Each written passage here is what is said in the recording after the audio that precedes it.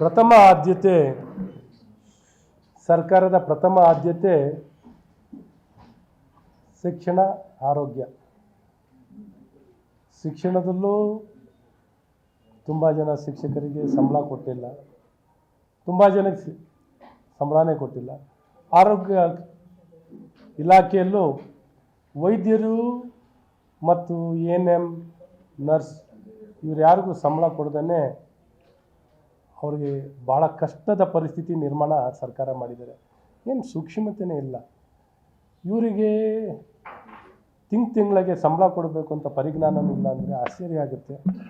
ನಾವು ಮೊದಲೇ ಕೊಡೋಕ್ಕಿಂತ ಸಂಬಳ ಭಾಳ ಕಮ್ಮಿ ಸಂಬಳವನ್ನು ಕೊಡ್ತಾಯಿದ್ದೀವಿ. ಸೊ ಸಂಬಳವನ್ನು ಕನಿಷ್ಠ ಕೊಡ್ತಿರೋದನ್ನು ಕಾಲಕ್ಕೆ ಕೊಡುವಂಥ ಜವಾಬ್ದಾರಿ ಇವತ್ತು ಇಲಾಖೆ ಮೇಲಿರುತ್ತೆ. ಇವತ್ತು ರಾಜೀನಾಮೆಯನ್ನು ಇವಾಗಲೇ ತುಂಬ ಕಡೆ ವೈದ್ಯರ ಕೊರತೆ ಎದ್ದು ಕಾಣುವಂಥದ್ದಾಗ್ತಿದೆ. ಹಾಗಾಗಿ ನಾವು ಸರ್ಕಾರಕ್ಕೆ ಈ ತಕ್ಷಣ ಈ ರೀತಿ ಬೇಜವಾಬ್ದಾರಿಯಾಗಿ ಔಷಧಿಗೂ ಕೊರತೆ, ಮೊದಲು ಸರ್ಕಾರದಲ್ಲಿ 800 ಔಷಧಿಯನ್ನು ಒದಗಿಸ್ಲಿಕ್ಕೆ ನಿಯಮ ಇತ್ತು. ಈಗ 800ರಿಂದ 1200 ಮಾಡಿದ್ದಾರೆ.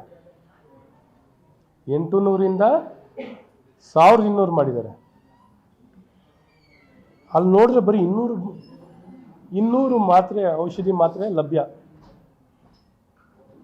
ಈ ಮುಂಚೆ ಕೊಡಬೇಕಾಗಿದ್ದು 800 ಕೊಡಲಿಕ್ಕೆ ಮಿನಿಮಮ್, ಅಂದರೆ essential, very essential, most essential ಅಂತ 3 ವರ್ಗೀಕರಣವನ್ನು ಮಾಡ್ಕೊಂಡಿದ್ದಾರೆ. 800 ಔಷಧಿ ಮಾತ್ರೆಗಳು, ಅದರಲ್ಲಿ 200 ಇದೆ. ಇತ್ತೀಚೆಗೆ ಕೆಲವು ತಿಂಗಳ ಹಿಂದೆ ಅದನ್ನು 800ರಿಂದ 1200 ಮಾಡಿದ್ದಾರೆ. ಮತ್ತು ಅದರ ಮೇಲೆ ಹೊರಗೆ ಔಷಧಿಯನ್ನು ಬರ್ಕೊಡಬಾರ್ದು,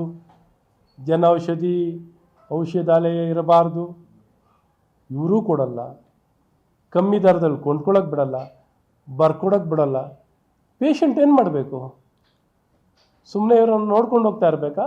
ಡಾಕ್ಟ್ರೂ ಇಲ್ಲ, ಔಷಧಿ ಇಲ್ಲ, ಎಕ್ಸ್ರೇ ಇಲ್ಲ, ಲ್ಯಾಬ್ ಇಲ್ಲ, ಏನಿದೆ? ಬೋರ್ಡ್ ಒಂದು ಇರ್ತದೇನೋ, ಕೆಲವು ಕಡೆ ಅದನ್ನು ಕಿತ್ಕೊಂಡು ಹೊಟ್ಟೋಗಿರ್ತದೇನೋ. ಸೊ ಇಂಥ ಪರಿಸ್ಥಿತಿಯಲ್ಲಿ ಒಳ್ಳೆ ಶವಗಾರ ನಡೆಸ್ದಂಗೆ, ಶವಗಾರ ಮಟ್ಟದಲ್ಲಿ ಜೀವ ಉಳಿಸುವಂಥ ಜಾಗದಲ್ಲಿ ಜೀವ ಕಳ್ಕೊಳ್ಳೋಂಥ ಸ್ಥಳವಾಗಿ ಆಗಬಾರ್ದು. ಮಾತೆತ್ತರೆ ನುಡಿದಂತೆ ನಡಿತೀವಿ. ಏನು ನುಡಿದಂತೆ ನಡಿತೀವಿ ಅಂದರೆ ಇದು ಜೀವ ಕಾಪಾಡೋ ಸ್ಥಳ ಅಲ್ಲ, ಪ್ರಾಣ ಹೋಗೋ ಸ್ಥಳವಾಗಿ ಮಾರ್ಪಾಡನ್ನು ಮಾಡ್ತಾಯಿದ್ದೀವಿ. ಇದೇ ನಮ್ಮ ಕಾಂಗ್ರೆಸ್ ಸರ್ಕಾರದ ಸಾಧನೆ.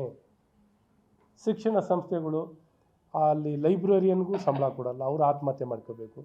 ಇಂಥ ಆತ್ಮಹತ್ಯೆ ಸರ್ಕಾರ, ನಿಜಕ್ಕೂ ಹೇಳಬೇಕು ಅಂದರೆ ಇಂಥ ಆತ್ಮಹತ್ಯೆ ಸರ್ಕಾರ ಇತಿಹಾಸದಲ್ಲಿ ರೈತರ ಆತ್ಮಹತ್ಯೆ ಕೇಳ್ತಿದ್ದು ಕಮ್ಮಿ ಮಟ್ಟದಲ್ಲಿ, ರೈತರ ಆತ್ಮಹತ್ಯೆ ಹೆಚ್ಚಿರೋದು, ಅಧಿಕಾರಿಗಳ ಆತ್ಮಹತ್ಯೆ, ಈ ತಾತ್ಕಾಲಿಕ ನೌಕರರ ಆತ್ಮಹತ್ಯೆ, ಸಾರ್ವಜನಿಕರ ಆತ್ಮಹತ್ಯೆ. ಸೊ ಈ ರೀತಿ ಆತ್ಮಹತ್ಯೆಗಳ ಸರಳಿ ಹೆಚ್ಚಾಗ್ತಿದೆ. ಹಾಗಾಗಿ ಇವತ್ತು ಡಾಕ್ಟ್ರುಗಳಿಗೆ ಸಂಬಳವನ್ನು ಕೊಟ್ಟು ಸರ್ಕಾರ ಎಲ್ಲರಿಗೂ ಸೇರಿರುವಂಥದ್ದು.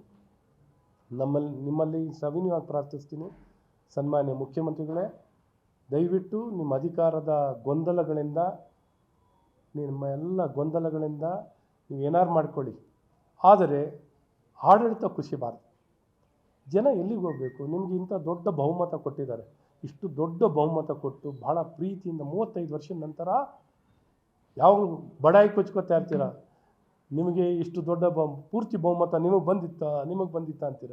ಇವತ್ತು ನಿಮಗೆ ಬಂದಿದೆ, ಏನು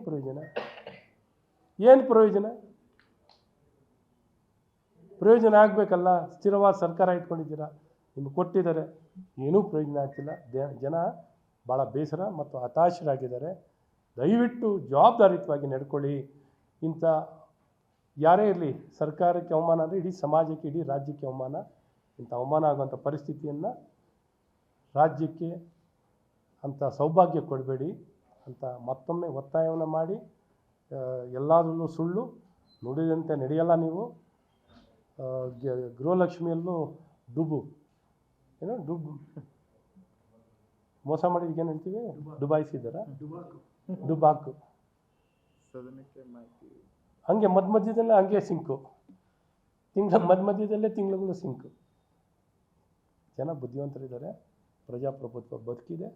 ದಯವಿಟ್ಟು ಇಂಥ ಹಗಲು ದರೋಡೆ ಹಗಲು ಹೊತ್ತಲ್ಲೇ ಮೋಸ ಮಾಡೋದನ್ನು ನಿಲ್ಲಿಸಿ ದಯವಿಟ್ಟು ತಕ್ಷಣ ವೈದ್ಯರಿಗೆ ಸಂಬಳ, ಔಷಧಿ ಒದಗಿಸುವಂಥ ಪುಣ್ಯದ ಕೆಲಸವನ್ನು ಮಾಡಿ. ಇನ್ನೇನು ನೀವು ದೊಡ್ಡ ಕೆಲಸ ಅಂತೂ ಮಾಡಲಿಕ್ಕಾಗಲ್ಲ. ನಡೆಸೋಕೆ ಇರೋಂಥ ವ್ಯವಸ್ಥೆ ನಡೆಸುವಂಥ ಪ್ರಯತ್ನನಾರ ಮಾಡಿ ಅಂತ ನಿಮ್ಮಲ್ಲಿ ಸವಿನಯವಾಗಿ ಪ್ರಾರ್ಥಿಸುತ್ತೇನೆ.